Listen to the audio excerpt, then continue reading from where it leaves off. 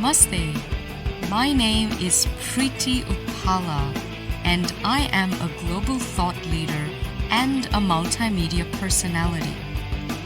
Welcome to my podcast, The Preity Experience. Join me as I explore some of the most fascinating and crucial issues that affect our world today.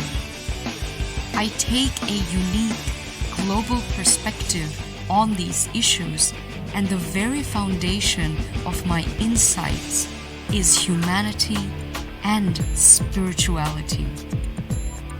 I'm Preity Upala, and welcome to the Preity Experience.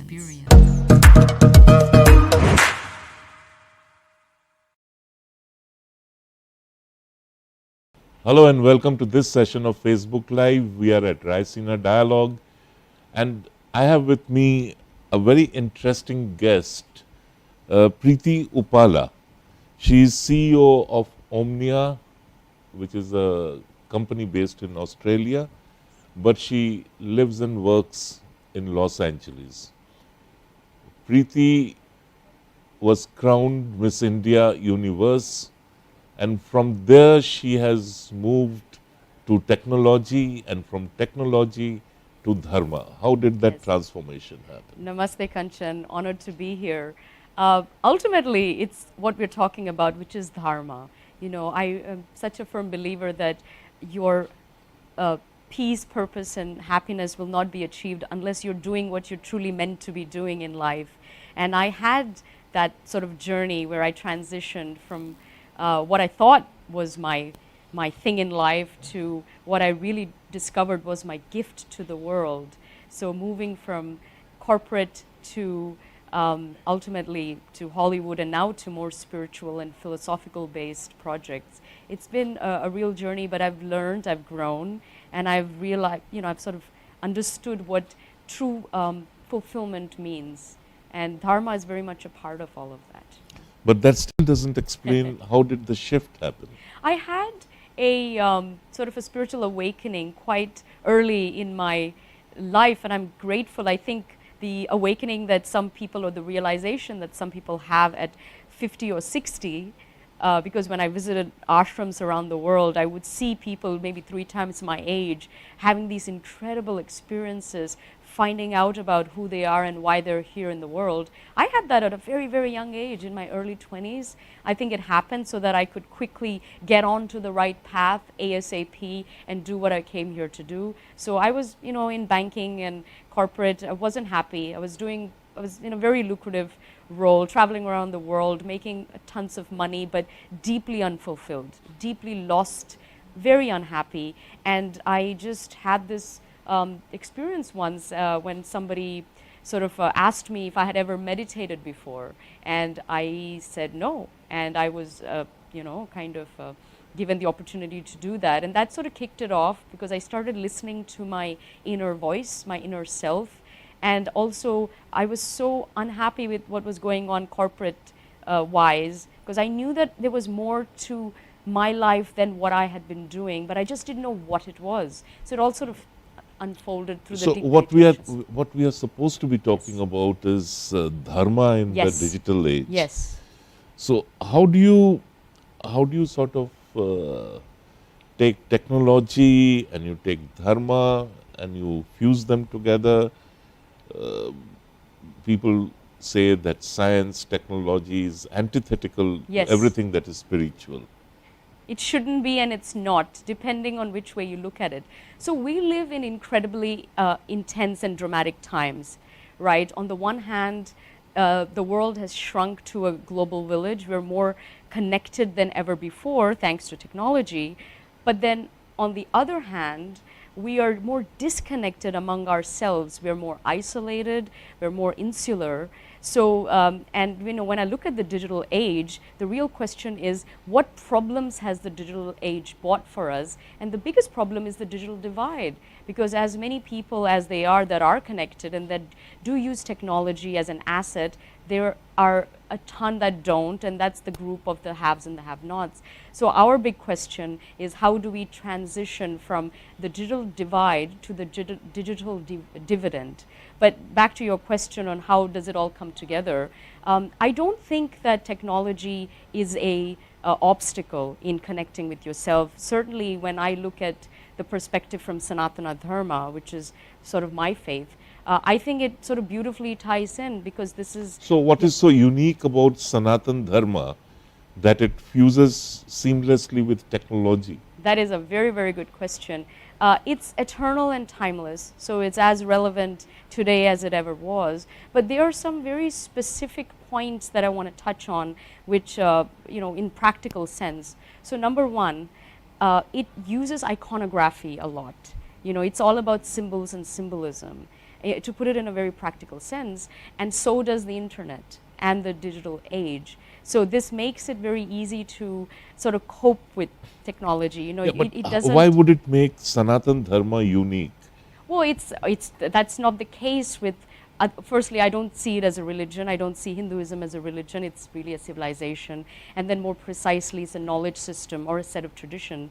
And this is a set of tradition that's about relentlessly seeking the pursuit of the truth, and how do we live with each other in harmony with ourselves, the universal consciousness. No, Sanatan Dharma means the eternal that path, which is yes. eternal. Yeah, absolutely. But I'm saying what it entails. But and it's decentralized. It doesn't have the set rules as when you look at monotheistic, Abrahamic, sort of organized religion. So I'm making a distinction between Abrahamic paths and Indic ways of thought. And that's where the whole symbolism comes in. That's one reason, I would say. But it's just the pursuit of truth itself and sort of being in complete harmony. Yeah. Give me one example of the work which you do that brings together technology and dharma. Well, in very practical sense, whether it's a meditation app, whether it's an online yoga tutorial, or listening to specific verses, if you like. But all that has been done before. What is so new about it? No, the point I'm trying to make is that technology is not a barrier, especially when you look at sort of these ways of getting in touch deeper with yourself and getting to know more in touch with also the truth. Yeah. So, are you arguing the case that you can be a dharmic as well as a technologist? Yes. And the other point is, because Hinduism or Sanatana Dharma is decentralized, just like the internet age, and just like the internet itself, right? So there are no set rules, and there is no sort of localized destination. It's all pervasive. In that way, it permeates through the sort of the fiber of our being and the sort of fiber of our society in a way.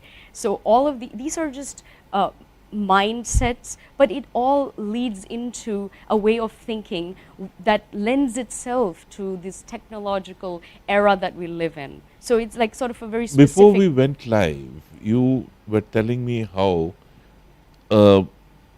technology can be made into a dharmic asset. How can technology become a dharmic asset? Well, just like the earlier example I know, like you mentioned, yes, this has been done, but the point that it has been done and it only keeps getting, more and more innovative, whether it's apps or using online tutorials or tuning in, none of this impedes on the real pursuit of truth. And that's it sort of all ties in, and in this sort of crazy world, you can do that for yourself. And it's not sort of the foo-foo spirituality that you find in the West. It's an honest, sincere seeking, and it's a genuine pursuit and a genuine experience that one can have. And just the mindset and all of the other qualities of it lend itself to technological sort of era where it's not an obstacle, it's a tool, you know, as I mean, technology is a tool, and even in the spiritual sense, it is. So, in your interactions with people to whom you speak, to whom you reach out to, or to whom you give tutorials, what is the feedback? I mean, how comfortable are they using technology for dharmic purposes? Very comfortable. You know, in some don't have a choice, especially when you're connecting with people from all around the world, you know, in all different time zones and so on. But in a very more intimate sense, they do feel a connect. I think if the sincerity is there on both parts or from both parties, you can, you know, we are sitting here together having this amazing exchange. If we're equally honest with ourselves, it could also be done, you know, via a tool. So it's the app or the interface is just there as a tool, nothing more than that. The sincerity needs to come from within, which is the ultimate truth anyway. So no, it's been very good feedback. So, if I were to give you, tell you about music, when you listen to a live concert, that's one kind of experience. There was a time when you listened to music on a long playing record. That was a different kind of experience. Then you had those cassette players, and that was yet another kind of experience. And finally you had compact discs, and now you just download and listen to digital music. Click it. Yeah. But it doesn't quite compare to listening to a live concert. Now, if I were to use that corollary over here, on dharmic issues, why would people want to listen to an app or watch a video instead of listening to a spiritual guru or listening to a person? Because when you're in Los Angeles, California, and the guru happens to be in India, southern India, you don't always get the opportunity to teleport yourself you have local immediately. gurus also. No, you do, but if there is a particular one that I mean, let's not get into the guru business. There are real gurus, and then there's the so-called gurus as well. But if there is someone that you really connect with, and they happen to be in another part of the world, you don't you always aspire to be a tech guru. No, I'm just talking about how technology doesn't necessarily need to impede your spiritual process, which it doesn't. And I was using my own personal examples to prove that. But I think, and I mean, I think some of these videos, and we've seen, you know, Sadhguru and so many others, they're immensely popular, and it all started from his sort of online outreach, so to speak. And then, of course, you do make that trip. You do get the physical darshan as well. And then you can always go back home and continue the process. I think it's sort of, you know, they're all different pieces of a puzzle. If I were to come back to your own life experiences, why is there a sudden craving for spirituality, especially among the technological, the people who are involved with technology, with science? There seems to be an increasing urge to seek out some sort of a spiritual shelter, if I may use that word. That's a very good point, and we're seeing it all pervasive, especially when you think about Silicon Valley and California and so on and all. I would even add Hollywood to that group. So it's not just the techie people; it's also these actor entertainment types. You know. I would talk. I think we could just briefly talk about people who are involved with science and technology. Yeah. So two reasons. One is, I think, we're realizing every day that in this material sort of fast-paced tech world that we live in, that simply doesn't cut it. Because the only thing important is your how you feel about yourself, you know, your own personal fulfillment, you're fulfilling your dharma, and ultimately, of course, moksha, which is liberation of your soul and your ego. People are really waking up to that reality around the world, and this is a beautiful thing. This is a So paradigm would you shift. suggest that reason is now taking a back seat?